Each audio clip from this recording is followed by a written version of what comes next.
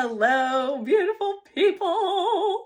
I'm Jessica Jones with Rebel Women Wealth. I've been doing this over 12 years now, and one of the most common things I get is just like deer in the headlights. I want to invest, I want to improve my financial situation. Where do I start? I'm just overwhelmed with bills and day-to-day life and blah, blah, blah, blah, blah, which is totally understandable because you don't do this for a living, right? You do what you do for a living, and I'm sure you are fabulous at it. But we tend to be really hard on ourselves for not knowing how to invest and where to start. In reality, the 401k and the Roth IRA, these are not very old ideas. We didn't grow up learning them, I guess. If your parents didn't teach you about it, if you didn't have a family who talked to you about money all the time, then you probably have no clue. A lot of people are in the same boat. So here's the thing, simple baby steps. Everybody gets really overwhelmed and nobody likes to do budgets and nobody likes to do spreadsheets, but that's the place to start. Let's just be honest, because if you want to start investing, you need to have money to invest.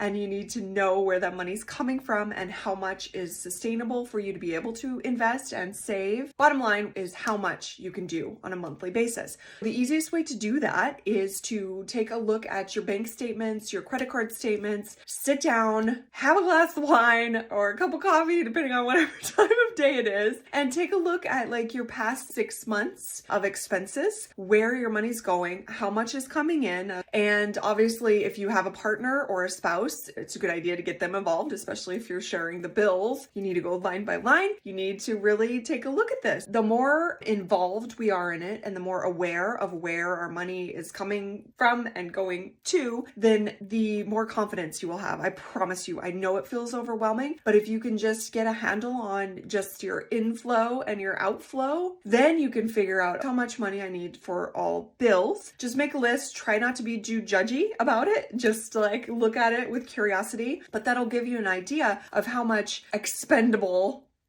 let's say investable or savable money that you have left over after all your bills are paid. Because obviously you want to have a big emergency fund as well with 3 to 6 months of expenses for you. Then you can start saving, making sure you have a nice cushy FU fund and you don't have to be dependent on a partner or a job or anything like that. Then you can see what's left over and what you would be able to put toward retirement accounts, toward investment accounts, how much you can ideally start with. It can be overwhelming if you're not finding 10% of your income left over at the end of the month. The point is to start somewhere. It doesn't even matter. It does not matter.